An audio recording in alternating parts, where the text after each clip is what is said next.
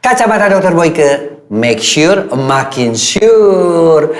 Dr. Boyke Mania, sampailah kita kepada ngebahas kisah di balik klinik. Dr. Boyke Mania, saya pengen satu cerita yang membuat saya kenapa dulu juga sampai ingin menjadi dokter spesialis kandungan. Salah satunya adalah kisah yang ngeri-ngeri sedap ya. Artinya kisah ini betul-betul kejadian yang beberapa puluh tahun lalu, tapi masih tetap loh. Di mimpi-mimpi itu saya sering rasa ketakutan itu kalau masuk ke hutan dan sebagainya. Kisahnya adalah menolong persalinan anak perampok. Jadi tetap di Kacamata Dr. Boyke.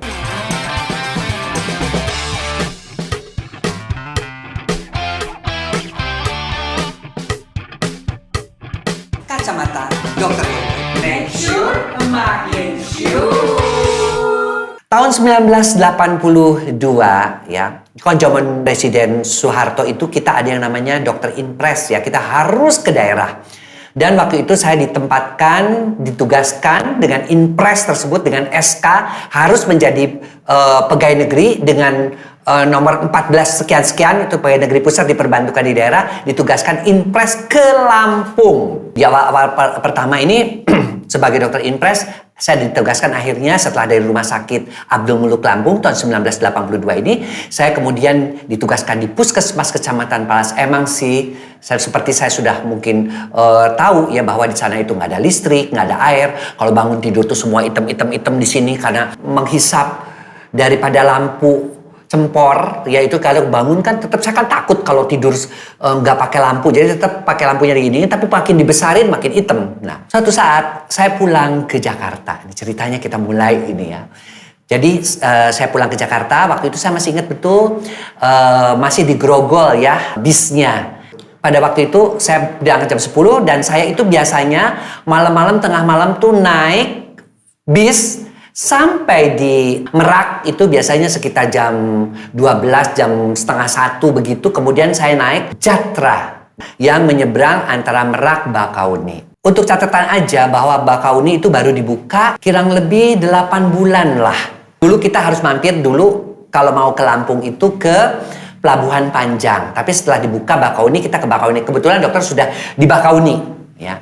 Nah, kemudian saya kan ngantuk banget jadi saya nyari kopi lah di sekitar Lampung. Terus ada orang gelisah-gelisah tuh di situ. Waduh, gelisah-gelisah, bisik-bisik gitu. Saya pikir ada apa? Terus dia bilang, dokter ya? Iya, saya bilang kenapa? Saya bilang gitu.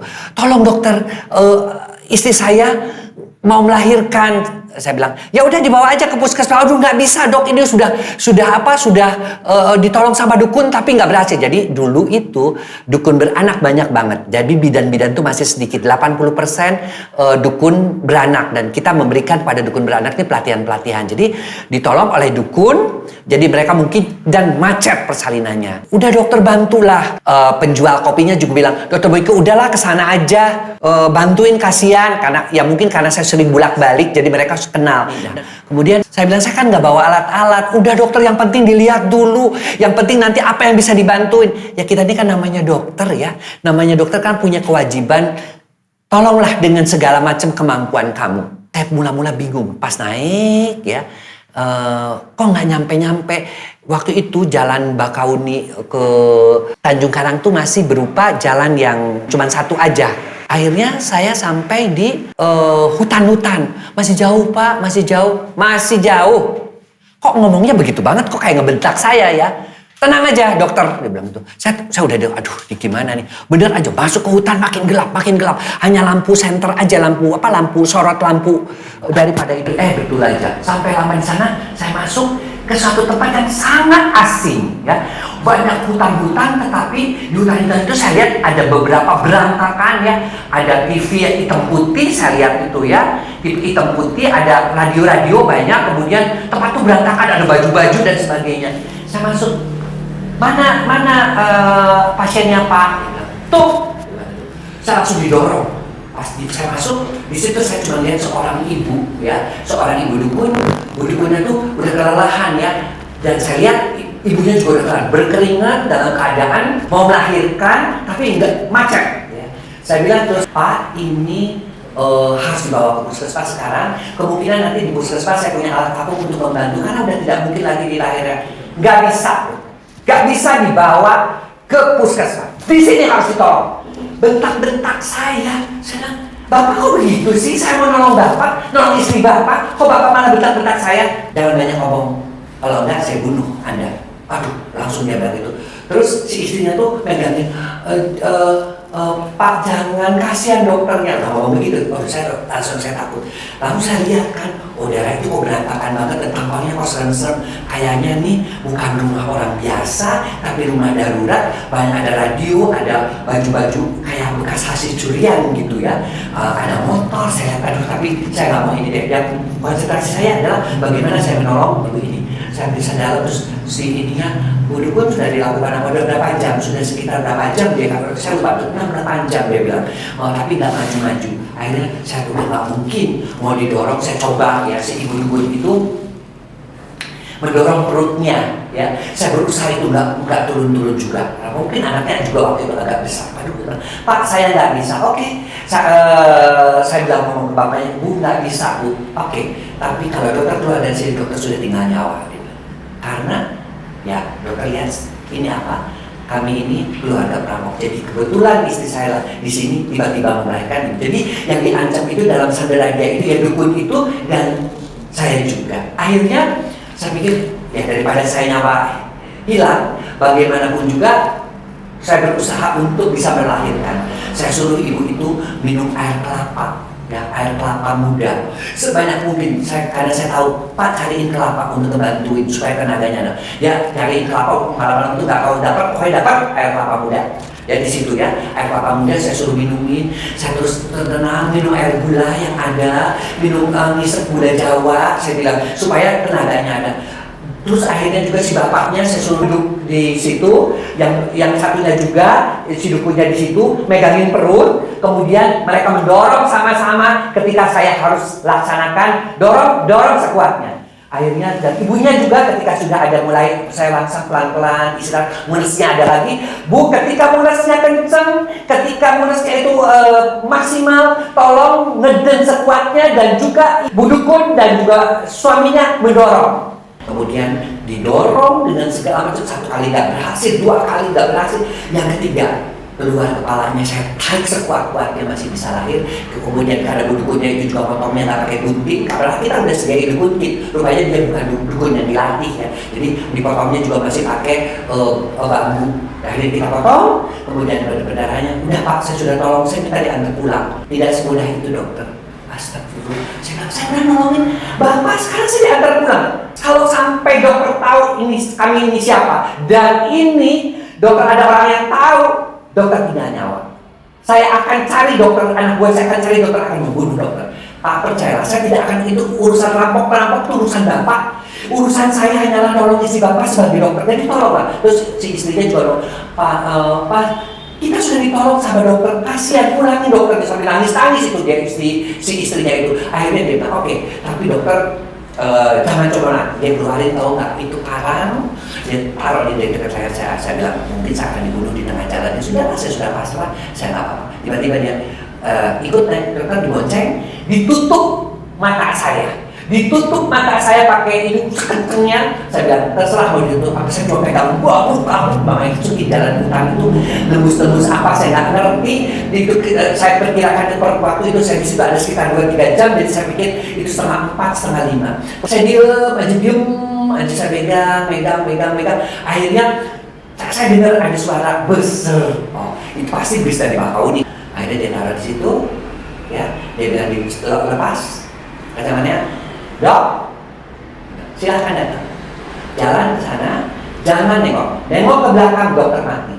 Ikuti jalan ini, dokter akan ketemu jalan lain. Sekali lagi, saya tahu tempat dokter. Kalau dokter sampai memberitahu polisi atau memberitahu siapapun yang ada di tempat dokter, maka jawab taruhannya. Saya janji Pak, saya sumpah, saya juga masa bodoh lah. Terus pas udah dilepas itu saya lari pokoknya ikutin lurus nabrak sini, robek apa ini, baju saya sempat robek kena ini, lurus karena saya ingetin dengerin suara. Lama-lama akhir sampai lagi Panengahan ya, di Panengahan kemudian saya diam di situ ambil nafas, kemudian akhirnya ada bis, saya teriak-teriak untuk ini, loh, dokter, kenapa? Ada apa enggak? Saya ini pengen olahraga aja, kok sampai berpikir itu nggak apa-apa. Akhirnya saya antar sampai perempatan Palas dan setelah dari situ saya sampai ke Puskesmas Kecamatan Palas. Saya masuk, saya sujud syukur bahwa saya masih selamat. Saya pegangkan saya ini bukan di mana ya. Saya bilang masih hidup ya. Artinya saya tenang-tenang. Sampai di sana langsung saya blek tidur dulu. Suster saya pamit gedor-gedor. Dok, pasien udah banyak. Udah pada cerita-cerita itu saya baru bangun. Dokter, kok ini banget, kelihatannya capek banget. Iya, saya capek, saya nggak cerita apa-apa. Bener-bener, saya janji sama mereka, saya disumpah-sumpah pakai parang. Saya nggak cerita apa-apa, kemudian saya ini. Nah, satu saat, kan kalau dokter puskesmas itu ada namanya rapat koordinasi. Biasanya sama camat, sama dan ramil, sama polsek. Tiba-tiba, Pak Kapolseknya bilang, lapor Pak Camat, ada perampokan. Saya mulai kaget. Mulai keluar itu. Aduh, nanti sangkanya saya lagi yang lapor ya. Ada perampokan, kita sudah tangkap, dia bilang gitu. Waktu itu juga ada satu ibu yang sedang melahirkan, tapi akhirnya kita suruh pulang, tapi pengguna dan sebagainya sudah kita tangkap. Saya nanya sama Pak Kapolseknya, Pak, bagaimana Bapak bisa tahu di situ? Ya, jejaknya ya memang sudah beberapa kali dan kita ikutin, dia bilang. Dan di situ itu Pak Dokter, dia bilang di situ itu menjadi gudang tempat penyimpanan barang-barang habis dirampok. Pantes saya lihat ada TV hitam putih ya maksudnya. Kenapa emang Pak Dokter kok kayaknya ini banget? Enggak, saya bilang. Saya cuma pengen tahu aja, hebat juga ya polisi bisa nangkep ya akhirnya. Ya karena dia sudah melakukan berkali-kali, Dok, dan semua barangnya itu ditumpuk di tengah hutan itu, kata si Pak Eden. Terus Pak dan Ramil juga. Dan oleh karena itu juga dokter, kalau boleh saya anjurin, dokter kan sering pulang malam, pagi-pagi sampai di puskesmas. Kalau bisa dokter pulangnya agak siang-siang aja, Dok. Lagi banyak perampokan nih di daerah Bakauni, Panengahan, sampai ke daerah Kalianda ini, dan masih banyak orang-orang yang kayak begitu. Ya kita percayalah dokter, karena dokter orang kan langsung naik atau turun di bawah, tetapi kan tetap kita harus hati-hati sama orang yang jahat ya, Dok ya. Jadi saya tuh kalau melihat kalau tidur malam masih kadang-kadang antara sadar nggak sadar kayak kebangun sendiri, keringet dingin, kayak orang mau dibunuh. Itu sampai baru beberapa bulan ya trauma-trauma itu hilang. Yang saya masih pengen tanya adalah sampai sekarang, apakah anak itu hidup ya? Kalau hidup, saya mau ngomong jujur, kalau kamu hidup, wahai entah siapa namanya, mungkin sekarang umurnya, karena waktu itu tahun 82, berarti tambah 18, tambah 21, sekarang umurnya sekitar 30-an. Ya, saya pengen ketemu. Saya bukan mau nuntut ini, tetapi kalaupun perlu, dia saya anggap dia adalah anak yang menyelamatkan nyawa saya. Karena tanpa anak itu mungkin saya sudah dibunuh juga. Toh, ya, ibunya kan nggak bisa melahirkan, anak mungkin mati, saya juga akan dibunuh. Jadi mungkin kalau mereka yang pas membaca Kacamata Dokter Boyke pada segmen ngeklik ini, dan Anda merasa sebagai anaknya dengan usia sekian, laki-laki, saya masih ingat kulitnya putih, saya nggak tahu ya, kadang kan di situ juga gelap dan ini, silahkan hubungi saya ya, karena saya bukan ingin berterima kasih, tapi mungkin ingin ketemu ya kepada istri seorang perampok, karena saya yakin anak itu adalah, dia tidak berdosa apa-apa, anak itu adalah lahir dalam keadaan suci. Pemirsa Kacamata Dokter Boyke, yang baru harus diambil hikmah daripada cerita ini adalah bahwasanya jadi dokter itu di daerah itu memang tidak mudah ya.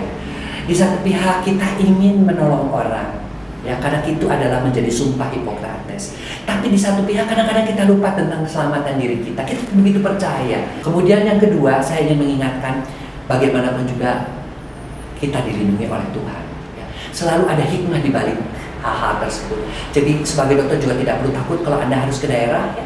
Bagaimanapun tetap mohon perlindungan kepada Tuhan yang Maha Esa. Itulah ngeklik ngebahas kisah di balik klinik dari Dokter Boyke. Oke? Tetap saksikan Kacamata Dokter Boyke. Make sure, makin sure.